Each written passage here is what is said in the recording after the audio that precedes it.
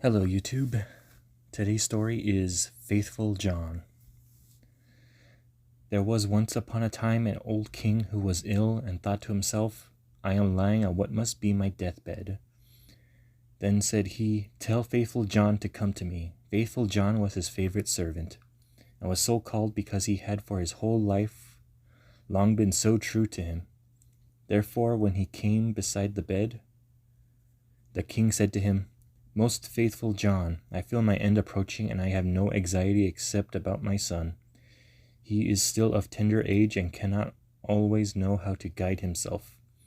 If you do not promise me to teach him everything that he ought to know, and to be his foster father, I cannot close my eyes in peace. Then answered faithful John, I will not forsake him, and will serve him with fidelity, even if it should cost me my life. At this the old king said, Now I die in comfort and peace. Then he added, After my death you shall show him the whole castle, all the chambers, halls, and vaults, and all the treasures that lie within. But the last chamber in the long gallery, in which is the picture of the princess of the golden dwelling, you shall not show. If he sees that picture, he will fall violently in love with her, and will drop down in a swoon, and go through great danger for her sake. Therefore you must preserve him from that. And when faithful John had once more given his promise to the old king about this, the king said no more, but laid his head on his pillow and died. When the old king had been carried to his grave, faithful John told the young king all that he had promised his father on his deathbed, and said, This I will assuredly perform, and will be faithful to you as I have been faithful to him, even if it should cost me my life. When the morning was over, faithful John said to him, It is now time that you should see your inheritance. I will show you your father's palace. Then he took him about everywhere, up and down, and let him see all the riches and all the magnificent apartments. Only there was one room which he did not open, that in which was hung the dangerous picture. The picture was, however, so placed that when the door was open, you looked straight on into it. And it was so admirably painted that it seemed to breathe and live, and there was nothing more charming or more beautiful in the whole world. The young king, however, plainly remarked that faithful John always walked past this one door, and said, Why do you never open this one for me? There is something within it, he replied, which would terrify you. But the king answered, I have seen all the palace, and I will know what is in this room also. And he went and tried to break open the door by force. Then faithful John held him back and said, I promised your father before his death that you should not see that which is in this chamber. It might bring the greatest misfortune on you and me. Ah, no, replied the young king. If I do not go in, it will be my certain destruction. I should have no rest day or night until I have seen it with my own eyes. I shall not leave the place now until you unlock the door. Then faithful John saw that there was no help for it now, and with a heavy heart and many sighs sought out the key from the great bunch. When he had opened the door, he went in first, and thought by standing before him he could hide the portrait so that the king should not see it in front of him. But to what avail? The king stood on tiptoe and saw it over his shoulder, and when he saw the portrait of the maiden, which was so magnificent and shone with gold and precious stones, he fell faintly to the ground.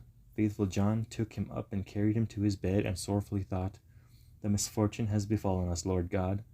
What will be the end of it? Then he strengthened him with wine until he came to himself again. The first words the king said were, Ah, the beautiful portrait, whose is it? That is the princess of the golden dwelling, answered faithful John. Then the king continued, My love for her is so great that if all the leaves of all the trees were tongues, they could not declare it. I will give my life to her. You are my most faithful John. You must help me. The faithful servant considered within himself for a long time how to set about the matter, for it was difficult to even obtain a sight of the king's daughter. At length he thought of a way, and said to the king, Everything which she has about her is of gold, tables, chairs, dishes, glasses, bowls, and household furniture. Among your treasures are 5 tons of gold. Let one of the goldsmiths of the kingdom work these up into all manners of vessels and utensils, into all kinds of birds, wild beasts, and strange animals, such as may please her, and we will go there with them and try our luck. The king ordered all the goldsmiths to be brought to him, and they had to work night and day until at last the most splendid things were prepared. When everything was stowed aboard a ship, faithful John put on the clothing of a merchant, and the king was forced to do the same in order to make himself quite unrecognizable. When they sailed across the sea, and sailed on until they came to the town where the princess of the golden dwelling resided, faithful John bade the king to stay behind on the ship and wait for him. "Perhaps I shall bring the princess with me," said he. "Therefore see that everything is in order. Have the golden vessels set out and the whole ship decorated." Then he gathered together in his apron all kinds of golden things, went to shore, and walked straight to the royal palace. When he entered the courtyard of the palace, a beautiful girl standing there by the well with 2 golden buckets in her hand, drawing water with them. And when she was turning round to carry away the sparkling water, she saw the stranger and asked who he was. He answered, "I am a merchant," he said, and opened his apron and let her look in. Then she cried, "Oh, what beautiful golden things!" and put the pails down and looked at the golden wares one after the other. Then to the girl, "The princess must see these. She has such great pleasure in golden things that she will buy all you have." She took him by the hand and led him upstairs, for she was the waiting maid. When the king's daughter saw the wares, she was quite delighted and said, "They are so beautifully worked, and I will buy them all from you." But faithful John said, "I am only the servant of a rich merchant. The things I have here are not to be compared to those that my master has in his ship. They are the most beautiful and valuable things that have ever been made in gold." She wanted to have everything brought to her there, but he said, "There are so many of them that it would make a great many days to do that, and so many rooms would be required to exhibit them, that your house is not big enough." Then her curiosity and longing were still more excited, until at last she said, "Take me to the ship. I will go there myself and behold the treasures of your master." On this, faithful John was quite delighted and led her to the ship. And when the king saw her, he perceived that her beauty was even greater than the picture had represented it to be, and thought no other than that his heart would burst. Then she got into the ship, and the king led her within. Faithful John, however, remained behind with the pilot and ordered that the ship to be pushed off, saying, "Set all sails till it flies like a bird in the air." Inside, however, the king showed her the golden vessels, every one of them, and the wild beasts and strange animals. Many hours went by while she was seeing everything, and in her delight she did not observe that the ship was sailing away. After she had looked at the last piece, she thanked the merchant and wanted to go home. But when she came to the side of the ship, she saw that it was on the deep sea, far from home, and hurried onwards with all sails set. "Ah," she cried in her alarm, "I am betrayed. I am carried away and have fallen to the power of a merchant. I would rather die." The king, however, seized her hand and said, "I am not a merchant. I am a king, and of no worse origin than you are. And if I have carried you away with subtlety, that was to come to pass because of my exceeding great love for you. The first time I looked on your portrait, I fell fainting to the ground. When the princess of the golden dwelling heard that, she was comforted, and her heart was inclined unto him, so that she was willingly consented to be his wife. It so happened, however, that while they were sailing onwards over the deep sea, faithful John, who was sitting on the fore part of the vessel, making music, saw 3 ravens in the air, which came flying towards them. At this he stopped playing and listened to what they were saying to each other, for that he well understood. One cried, "Oh, there he is, carrying home the princess of the golden dwelling." "Yes," replied the second. "But he has not got her yet," said the third. "But he has got her. She is sitting beside him in the ship." Then the first began again and cried, "What good will that do to him? When they reach the land, a chestnut horse will leap forward to meet him, and the prince will want to mount it. But if he does that, it will run away with him and rise up into the air with him, and he will never see his maiden again," said the second. "But is there no escape?" "Oh yes, if anyone else gets on it swiftly and takes on the pistol which must be in its holster, and shoot the horse dead with it, the young king is saved. But who knows that? And whoever does knows it, tell it to him, will be turned to stone from toe to the knee." Then said the second, "I know more than that. Even if the horse is killed, the young king will still not keep his bride. When they go into the castle together, A wrought bridal garment will be lying there in a dish and looking as if it were woven of gold and silver. It is, however, nothing but sulphur and pitch, and if he puts it on, it will burn him to the very bone and marrow. Said the third, Is there no escape at all? Oh, yes, replied the second. If anyone wears gloves and seizes the garment and throws it into the fire and burns it, the young king will be saved. But what's the good in that? Whoever knows it and tells it to him, half his body will become stone from the knee to the heart. Then said the third, I know still more. Even if the bridal garment has been burnt, then the young king will still not have his bride. After the wedding, when the dancing begins, the young queen is dancing. She will suddenly turn pale and fall down as if dead.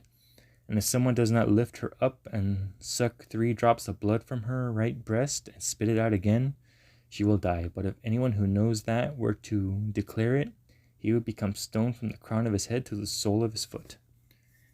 When the ravens had spoken of this together, they flew onwards, and faithful John had well understood everything. But from that time forth he became quiet and sad, for if he concealed what he had heard, his master would suffer, and if he revealed it to him, he himself must sacrifice his life. At length, however, he said to himself, I will save my master, even if it brings destruction on myself.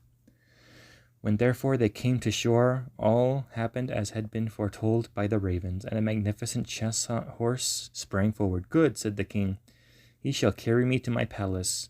I was about to mount it when faithful John got before him, and jumped quickly on it, drew the pistol out of the holster, and shot the horse. Then the other attendants of the king, who were not fond of faithful John, cried, How shameful to kill the beautiful animal that was to be carried to the king's castle. But the king said, Hold your peace and leave him alone. He is my most faithful John. He knows what good may come of his actions.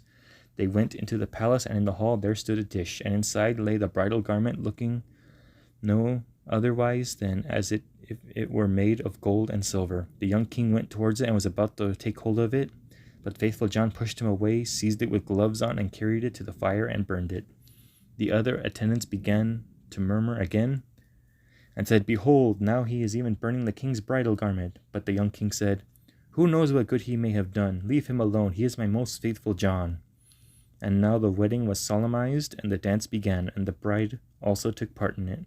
Then faithful John was watchful and looked into her face, and suddenly she turned pale and fell to the ground as if she were dead. At this he ran hastily to her, lifted her up, and bore her into a chamber. Then he laid her down, knelt, and sucked the 3 drops of blood from her right breast, and spat them out. Immediately she breathed again and recovered herself. But the young king had seen this, and being ignorant why faithful John had done it, was angry, and cried, Throw him into the dungeon. The next morning faithful John was condemned and led to the gallows.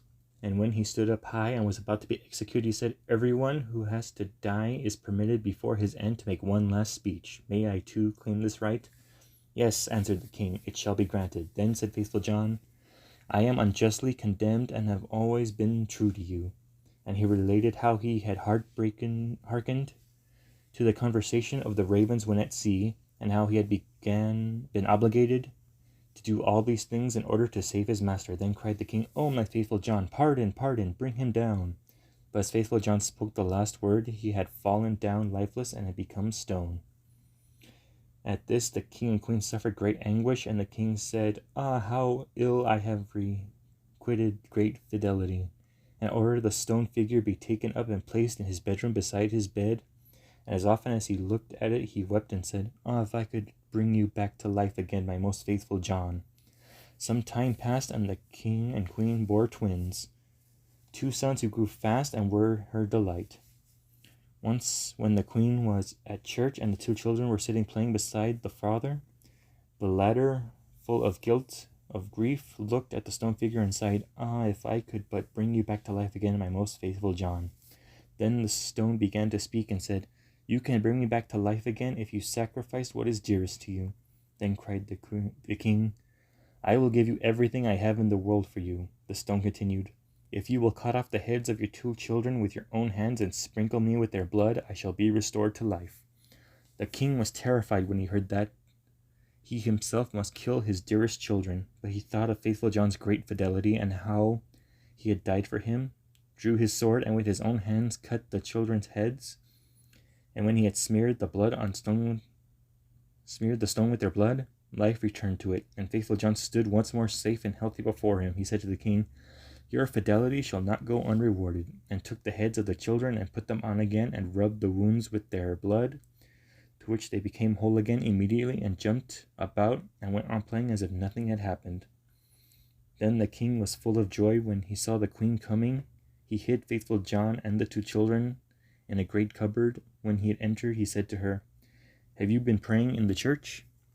"Yes," answered she, "and I have consistently been thinking about faithful John, and what misfortune has befallen him through us." Then he said, "Dear wife, we can give him life again, but it will cost us our 2 little sons, who must be sacrificed." The queen turned pale, and her heart was full of terror, but she said, "We owe it to him for his great fidelity." Then the king rejoiced that she thought as he had thought, and went and opened up the cupboard and brought forth faithful John and the children. "God be praised, he is saved, and we have our little sons again also," and told her how everything had occurred. Then they dwelt together with much happiness until their death. And that was Faithful John. I hope you enjoyed it as much as I did. Please comment what you think. Please subscribe for more videos. Until next time.